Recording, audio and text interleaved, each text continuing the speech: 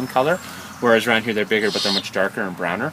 So for a horned owl from where she's from, she's huge. She's big. She weighs almost 3 pounds, which is really a couple days when you show it red meat, it may be scared of you, but after a while it's like, I don't care if you're killing me, I need that food. And they go to it. And after a while they're like, well, hey, you never hurt me, you beat me, I like you, I trust you. These guys, you don't have that color connection. So we love you, now it's time to start cutting you off because we want to make you come. So we will start training her probably August, September. Once she's fully developed, every feather's done, then we can start saying, okay, so now it's time. Oh yeah, for sure. Especially, and again, her parents come from Manitoba and Saskatchewan, so she is a really good size. So you say born in captivity? Yes, yeah. It's covering everything up. Yeah. Yeah. Watching people move.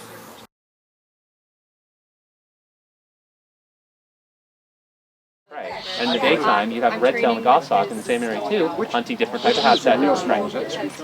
They're really small, these saw-whet boreals. So it's like, so in captivity, when you supply them with what they need, in most cases they adapt really well. Now, of course, if they're scared in there, well, they're nervous, right? I mean, but if they're lack of food or something, but no, they really do adapt very well. I mean, you know, there's obviously you have to make sure you handle them right. They don't suffer from burning depression. No.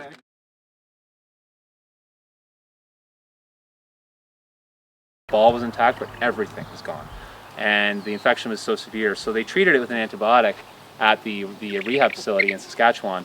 And when you treat with antibiotics, that can damage the liver and kidneys. And when he was about 10, he developed a condition where basically his kidneys shut down, and he stopped processing liquid properly, and it was fatal. So his father, unfortunately, is gone. But we have a new male, another rehab one, wing injury in this case, and that he has taken over and is breeding with his mother, so that is the father of that one. So same mother, different father. Okay. Keon, you're okay. I just want to get you. How long do they typically live? Lifespan in captivity, 15-ish. You know, I mean, it could be 10 to 20, but 15 is pretty good average. Captive lifespan, it can be well over 20 to, again, his mother's nearly 30. Yeah. So long time. His mother is, even without injury, his mother would already be gone in a while. You can just tell because her immune system's not what it was. As you mentioned, rods, not cones. Gives them incredible nocturnal vision. You cold, buddy? You got food? Kind of chill you out there, buddy? What kind of owl is that? A great horn? Vibrating a bit. Yeah. It's okay. Yeah, great horned owl. So the thing about this horned owl too, again, if anybody's seen a horned owl in this area in a book, or if you've actually seen one in real life, quite a bit darker in this area and also a little bit bigger. So, you know, some people, if they've seen it, they might think, oh, it's that big. They're not that big. They're about that tall in this area, but they're actually not even always that big, sometimes even not this big. But they're much darker in color, much more brown, and they're also thicker in the body.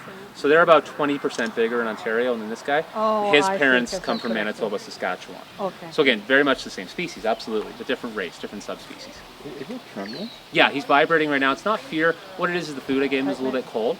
So when it chills the system a bit, because, you know, obviously into his stomach it's got some of that cold and shiver a bit. As much as his insulation is so good, it can still chill them out a little bit when they get that food down into the stomach. Because it's not hot. You do know a lot about birds, huh? Yeah, no, quite a bit, yeah. No, shivering, like that kind of thing, very common with birds. It's actually something that I wouldn't normally worry about at all. It's, for instance, even bald eagles, which can take extreme cold. I'll see our female bald eagle in the aviaries, even in like a minus 10 day.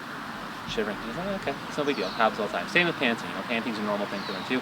They don't sweat at all, so the only way to cool their body is to pant, right? So panting and shivering within reason doesn't worry me at all. It's Side, and in the middle of the night we heard a great squawk.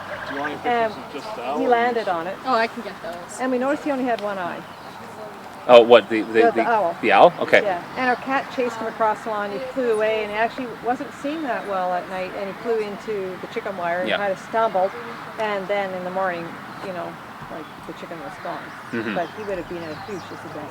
Yeah, so he was able to survive in that case as a chicken, because it's a chicken, like straight up a chicken, especially domesticated. Yeah. Not the smartest, not the most instinctually sound animal, right?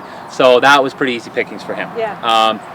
Is your major question, would he survive long term with that? Well, I mean, no. The answer is basically no. What time of the year was that? It wasn't winter, was it? No, not at all. No, we were raising meat birds, and no, it was summer. Summer. So okay. Summer. It could have easily been. What I know this is really stretching. You may not remember, but you remember if it was August-ish, September, or was it more like June? No, it would have been later in the summer. I'm going to guess, and again, you never know. I mean, I can't jump back in time, right? But my assumption would be probably a young one, probably a young one that had fledged on its own, probably not learning to fly, not that great. Oh my God, here's a tree, bang, smash into it, injure the eye, you lose the eye. It's a young bird, it's starving, it sees a chicken, it's like, oh my God, thank God there's a chicken here.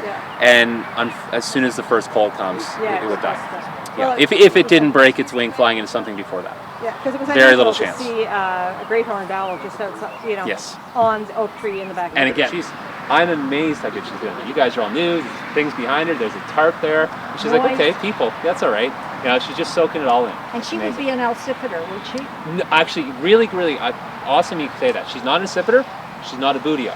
She's actually what we call, I'm going to sound really smart here, monotypic genus, which means there's only one species in her genus. It's parabuteo. It's the Merlin's a Falcon. But it's a, I know, let's go back here. Taxonomy is complicated, isn't it? I know. So with this is a parabuteo, so it's its only species in that genus, parabuteo. But the fact that buteo is in it indicates that it's similar to a red tail. It's similar. But you're right, the tail and the wing shape. So this is like, it's all, this type of species is almost like the brain and the body strength of a soaring hawk with the wing and tail shape of an accipiter mixed together. That's why it's a parabuteo. It's a uniqueness. Okay. So but they're not as fast as an accipiter. They're not as agile as an accipiter, and they're not as strong, and they don't have as much stamina as a buteo. But they got a bit of both. And that's another reason why for falconry, pure falconry, these guys are unmatched, because you're taking the strengths of two different genus, and somehow magically evolution has mixed them together. It's like, thank you, So for falconry, they're great birds.